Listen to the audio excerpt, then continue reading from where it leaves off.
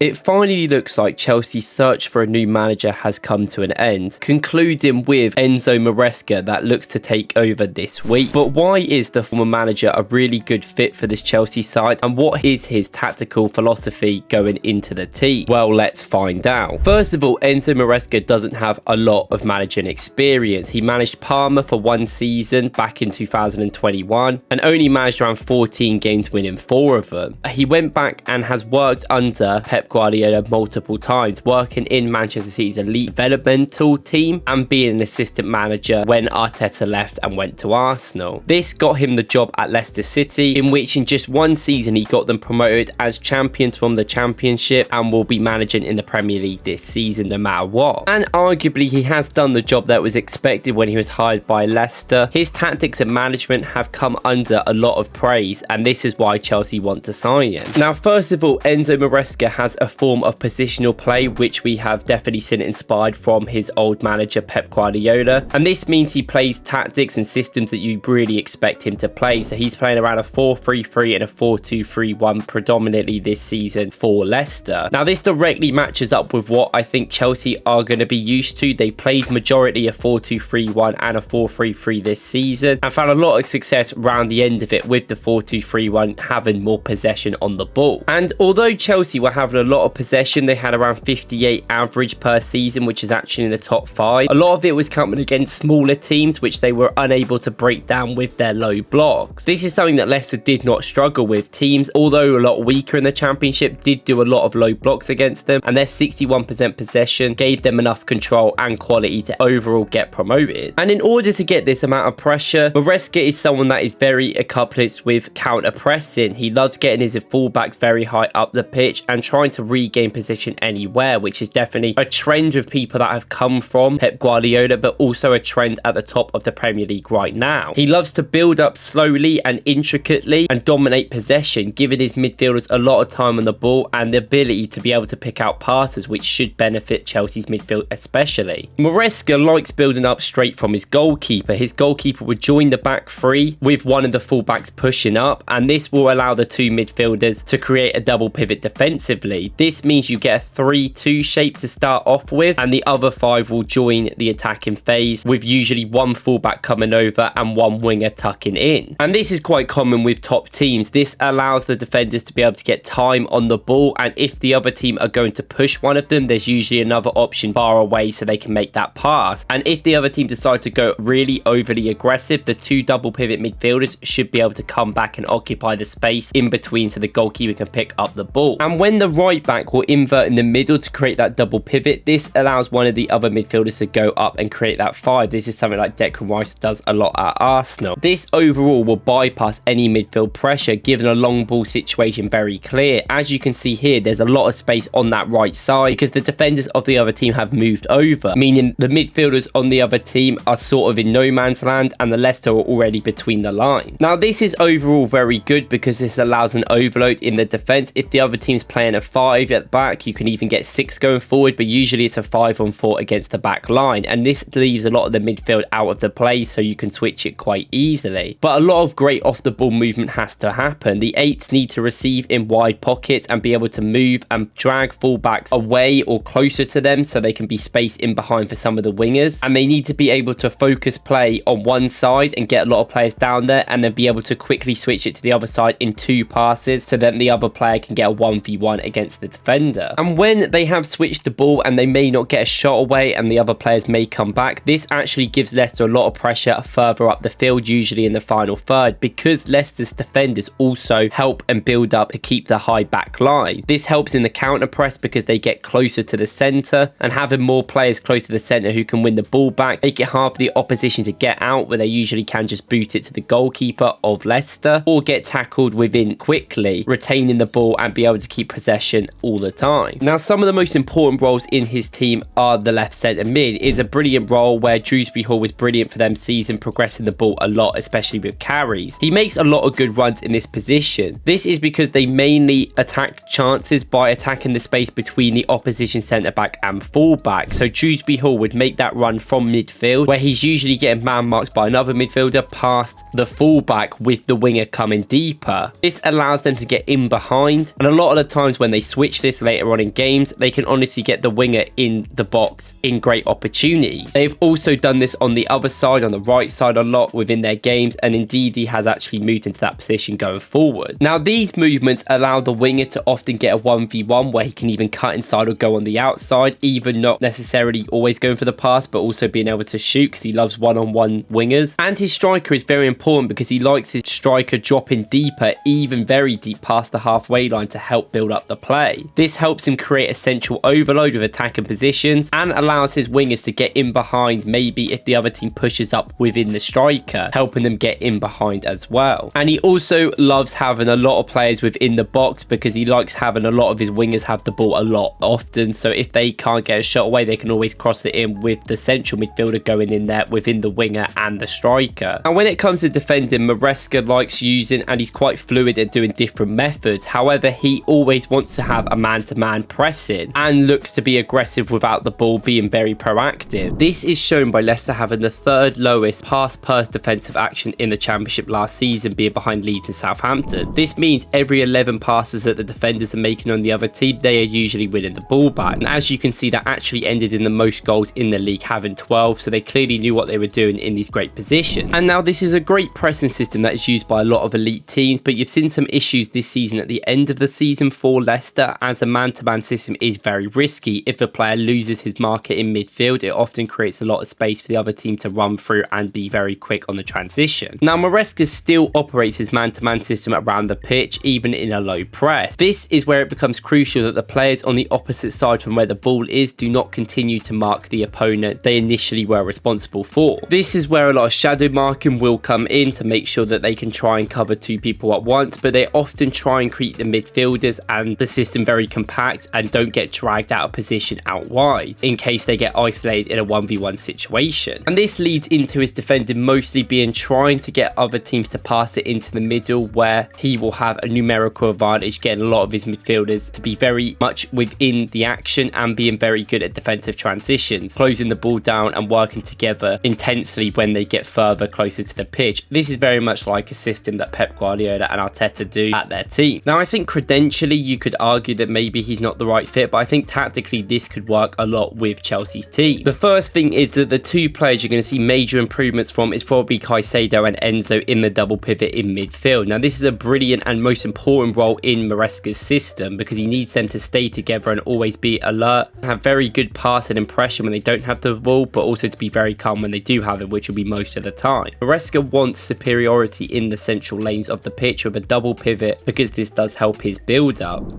Considering Chelsea have mostly been having a lot of pressure down left and right wing, this will be good to actually make it go down the central areas where you want it, them having the ball a lot more. And not only will they be getting support of each other, one of them will also be getting a lot of support as well from one of the right backs that will probably invert into the middle. Now you'd prefer this to be Reece James because he's brilliant on the ball. This could give Chelsea a greater, deeper build and be able to make line breaking passes even from deep with these players. And that's not all. People like Nicholas Jackson, who I probably expect to still start up front for Chelsea, would be a brilliant option. We know he does most of his best work with outside the box, despite him getting better by the end. Him being able to come deeper on the turn and bring the ball forward for Chelsea will be one of the most key things here because it can get their wingers in good positions and isolated areas. And when the wingers and the fullbacks can work together with underlapping effectiveness, especially if you keep someone like Gallagher in midfield because he's going to keep running, which I don't know if Chelsea are going to do, but they should. There will be loads of overlaps for the fullbacks like Gusto to get forward and not only be able to put crosses in where you can have a lot of players in the middle. There's going to be so many 1v1s that the wingers get, and I know Mudryk has struggled sometimes, but this is where you want him in a 1v1, being able to rip the defender, and people like Madueke always excel in them areas. Now, while he does prefer people to be technically good on the ball, such as you're probably going to get your Palmers and Cuckoos play a lot more than Gallagher, I think his off the ball movements can be very good at drawing people away to get them wingers in them isolated positions. And overall, Chelsea are going to have a lot more control this year than they did last season under Poch, but I still think that at times Pochettino did really well with the squad. And while it's still a massive job and a really big step for someone that hasn't managed too much, there will definitely be a lot of improvements he needs to make within the team. He's a goalkeeper that can be good on the feet, and they need defenders that are going to be as well. And with people like Chalobah rumoured to leave, it'll be interesting to see because they definitely need to bring some people in that position. And there's also still question marks around maybe if Enzo or Caicedo are the best people to put in that box midfield going forward, because both of them haven't really shown shown brilliant positive attacking movement in the past. And while he does fit stylistically with the current setup, it'll be interesting to see how he adapts to